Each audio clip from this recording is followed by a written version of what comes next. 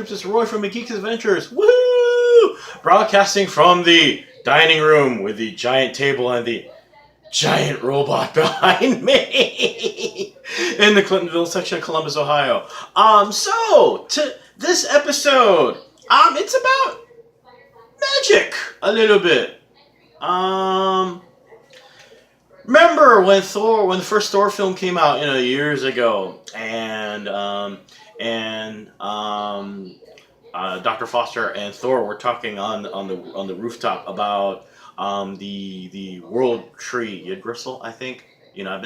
I've been pronouncing Mjolnir and Mjolnir for the longest time, so hey, Yggdrasil, whatever. The world tree. The idea of all the 9 realms, yada yada yada yada, and brings up the old Arthur C. Clarke chestnut that if technology is advanced enough, it looks like magic, that whole idea. It caused a bit of it made things interesting in the Marvel universe, cinematic universe, because all of a sudden it's like, so is there magic? If the Asgardians, gods, are actually, just super mega high tech beings and blah blah blah blah, then magic is, and all of a sudden this kind of little bit of got started. Because hypothetically, you start to wonder, wow, does that mean Ghost Rider can be hacked? and Doctor Strange came out, and the idea was that was meant to kind of solidify the line in the sand between science and technology and magic. And I guess the word is still out on what it actually does. And I was one of those things I was thinking about also. It's like, so what is the difference in this whole idea? So does that mean that I can magically make a Energizer battery get recharged again? How does all this work? And I have flashbacks to this is ages ago. I think was it in Iron Man 150 way back? Doctor Doom and Iron Man ended up being thrown into a time machine into King Arthur's realm. Great story arc. Was it Doom Quest, I think was the title of it? And what's happening is Tony Stark has a run-in with Morgana Le Fay. Yeah, it got ugly. and both sides going, it's hard to fight what you don't understand. And it was fun to watch, though, because, you have this line in the sand where the two things do affect each other. Magic and science do affect each other, but figuring out the rules or why it does, there's this great line where Stark's going, I hate magic. So what is the point of me besides one more topic for me to babble about? Because hey, it's more content. Yay! There are 3 things two of which are really recent, and one that's from way back in the day that kind of exemplify what that line is. The first thing really recent is the movie It that came out, just like literally last year, and you're like, why that in particular? You got all this spooky stuff, blah blah blah. Well, one of the nice things that film focused on was the fact that the kids see stuff and the grown-ups don't. And how the power that the kids use to finally defeat Pennywise is based upon faith and belief as much as anything else.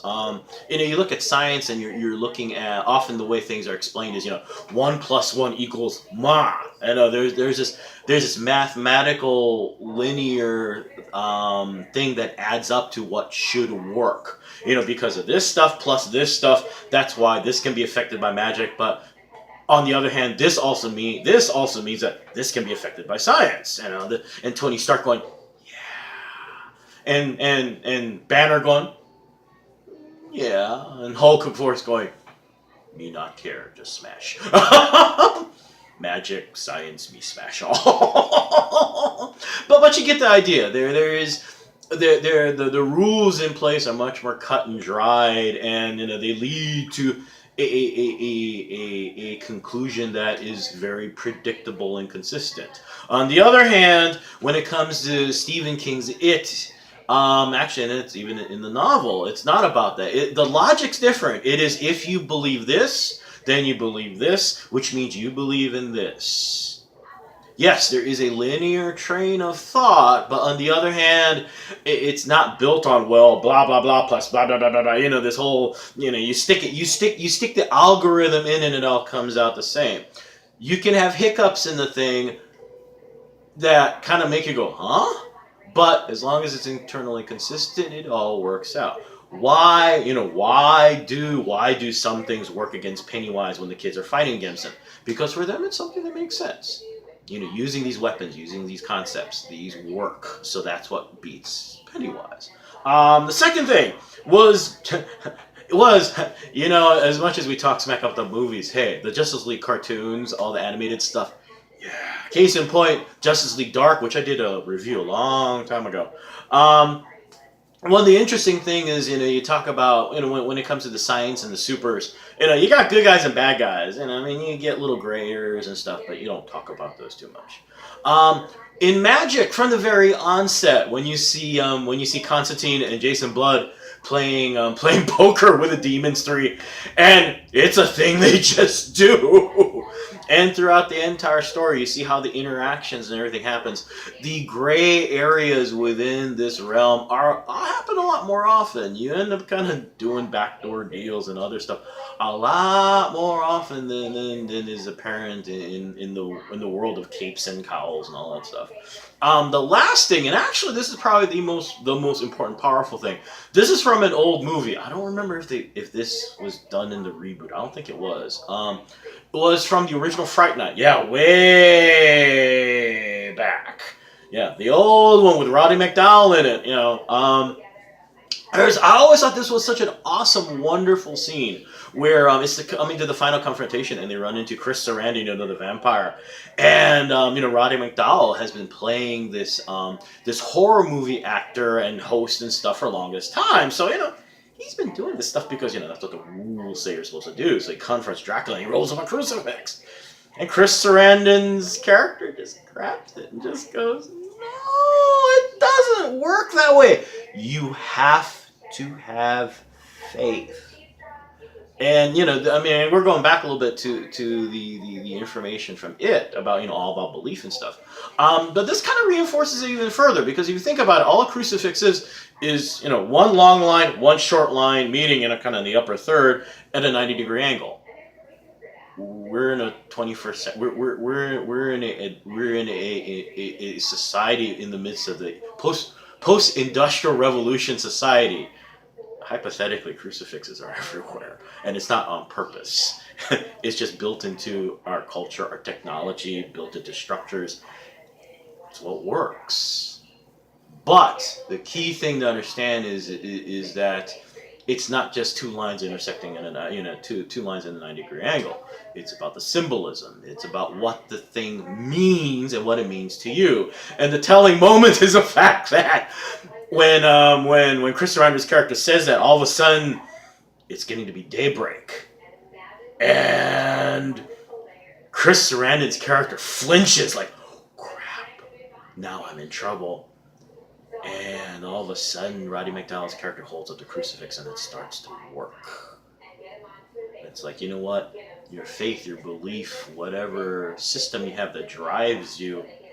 Okay, fine. So sometimes it's not built on the na na na na. Sometimes it's just built on the fact that, yeah, this does work on you, you piece of crap. Doesn't it? So hypothetically, I think, hypothetically, and I think, was in Britain, isn't the Jedi an actual religion? So hypothetically, well, granted, you can also use the lightsaber to smash that right into a vampire's chest, but which would probably be the safer thing to do, or cut its head off. But hypothetically, you take a lightsaber. It's a symbol of power. So yeah. Now, in the end, there, it doesn't mean that science and magic cannot affect each other. They most definitely can. And all 5 tons of media and stories yet to show that. But as far as the reason goes, or what the differences are, things get a little hokey. So there you go. Just a little something funny and goofy for me to babble about. Whether Marvel actually gives a crap about any of this or not. Hey, like I've often said, I'm just the umpteenth geek with time on his hands and a YouTube YouTube channel. So hey, y'all take care. May the force be with you. May the odds be in your favor. And as always, be good to each other. Okay, folks. Take care. Bye. Later.